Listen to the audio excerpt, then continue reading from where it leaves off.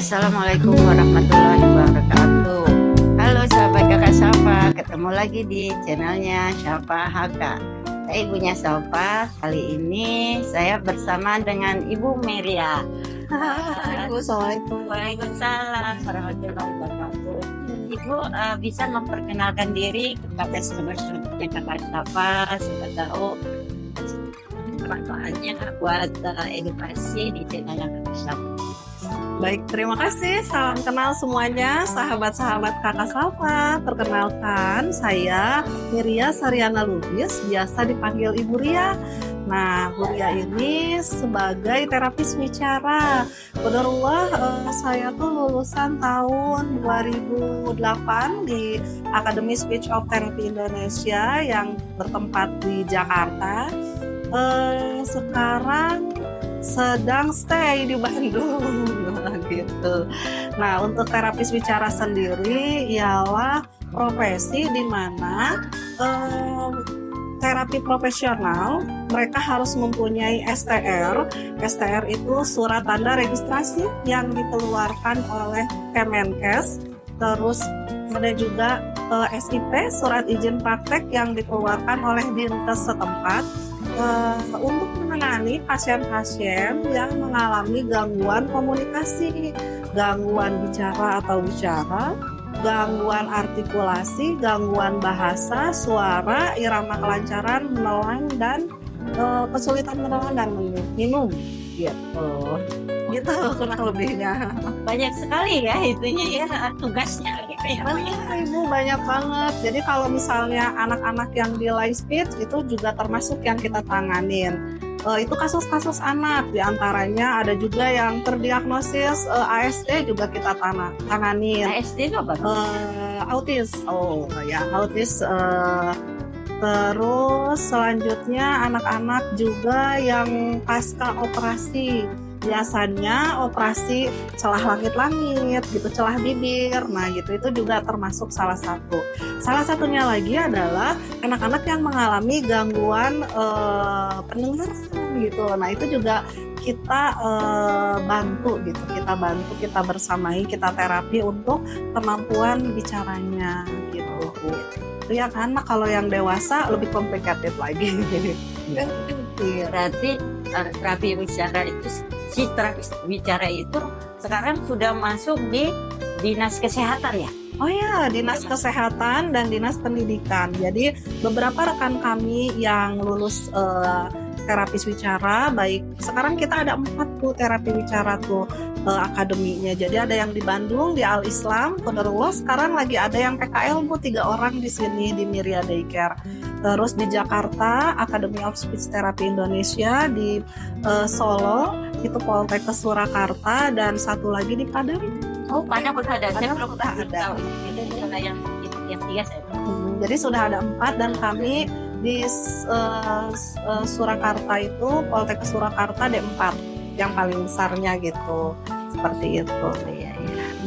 Tadi Ibu bilang bahwa terapi wicara itu salah satunya adalah untuk menangani anak gangguan dengar. Dengan kata lain tunarungu ya Bu ya.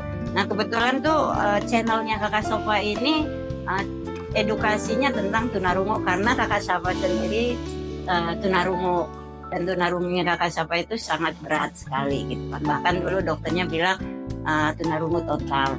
Tapi alhamdulillah kakak Safa tuh bisa bicara dan mendengar dengan menggunakan alat bantu dengar. Barakallah, alhamdulillah. Sekarang kakak Safa ada biasa. kerja di RSPAL Surabaya.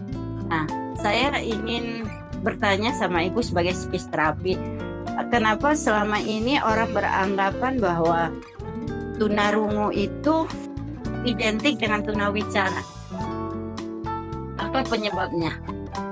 Ya, karena kalau untuk itu biasanya kan kalau misalnya kita mau bicara harus mendengar dulu gitu.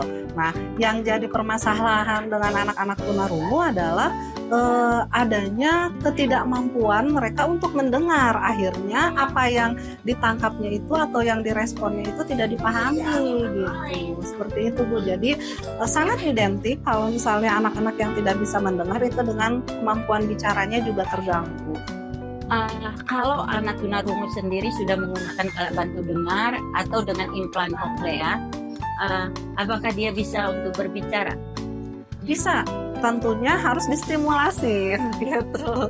Karena kalau misalnya tidak distimulasi, ya berarti tidak akan berkembang secara optimal gitu. Makanya kenapa kalau anak-anak yang memakai alat bantu dengar, katakanlah usianya sudah 6 tahun, baru memakai alat bantu dengar di usia 6 tahun.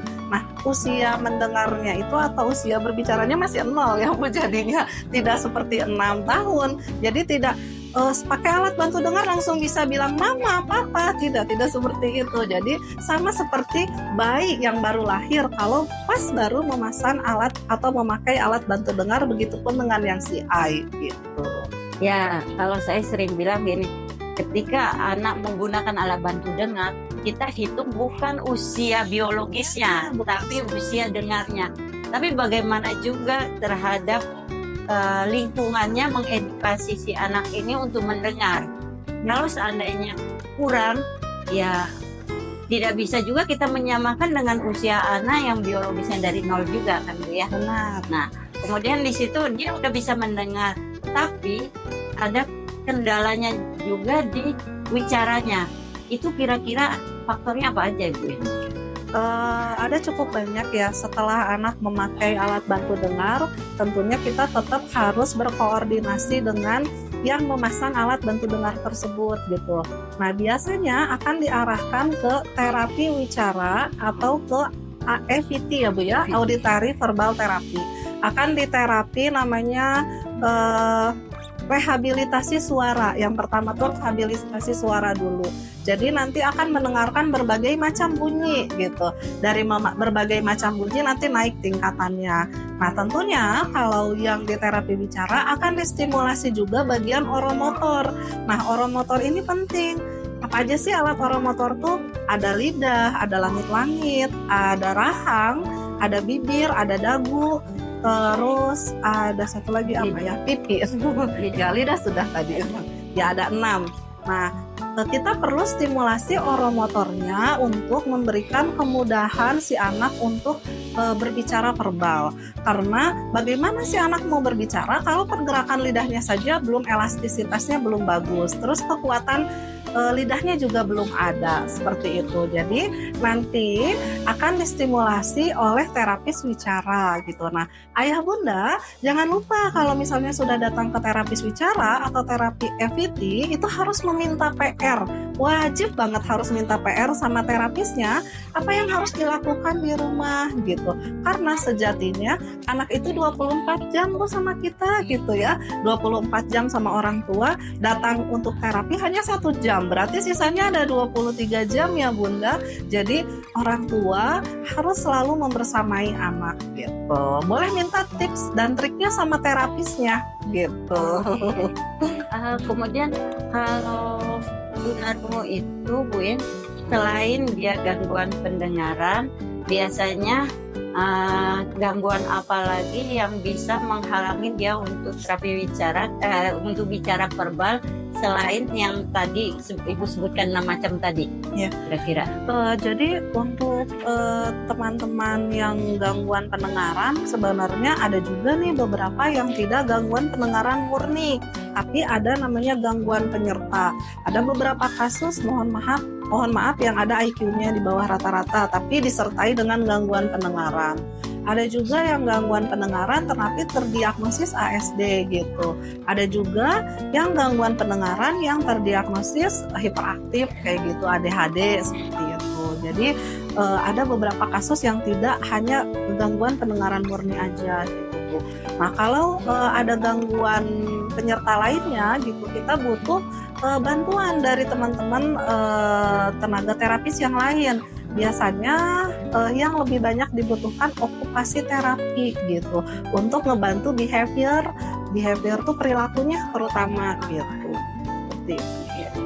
Jadi kalau banyak anak tunarungu tidak ada kendala-kendala yang lain, hanya tunarungu dengan dia menggunakan alat bantu dengar yang sesuai dengan kebutuhannya, Ya.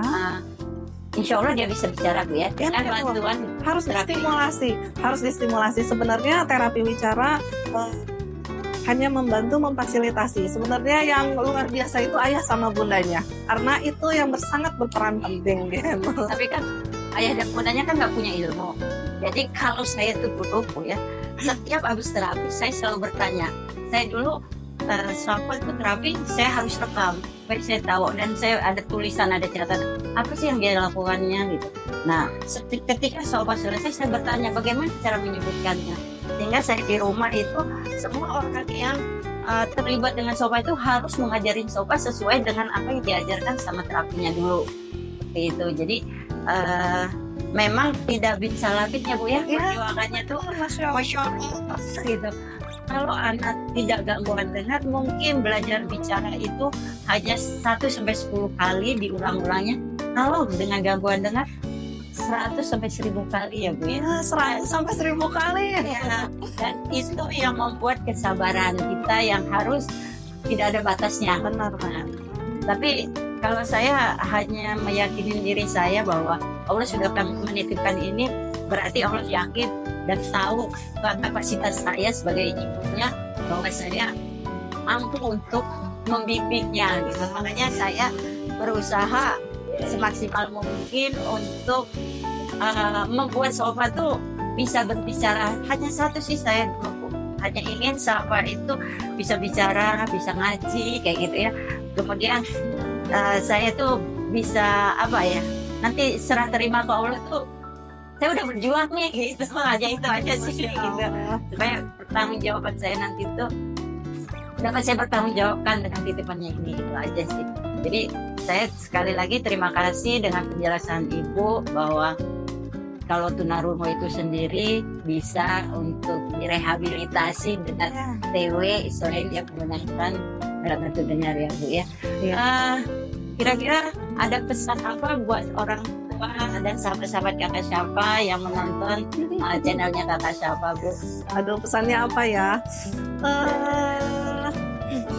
Sebagai orang tua, yang pertama kita harus berdamai dengan kondisi anak kita. Terus kita harus ikhtiar yang luar biasa, karena seperti yang Ibu bilang, kita perlu 100 sampai 1000 kali mengulang.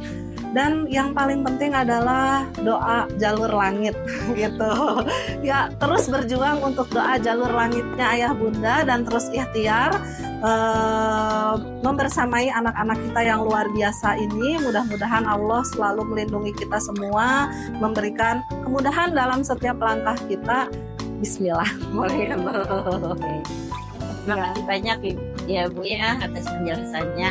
Moga-moga penjelasan Ibu ini selalu bermanfaat buat penonton YouTube-nya Kakak Syafa. Oke, mungkin sampai situ saja pertemuan kita kali ini. Insya Allah ada pertemuan yang akan datang dengan materi yang lain. Kita akhiri dengan Wassalamualaikum warahmatullahi wabarakatuh. Terima kasih. Hai sahabat Kakak Syafa yang berada di Cimahi dan Kabupaten Bandung Barat yang membutuhkan terapi bicara dan daycare, bisa datang langsung ke kliniknya Bu Miria. Kliniknya cukup bagus dan terapisnya ramah-ramah. Kita tunggu ya.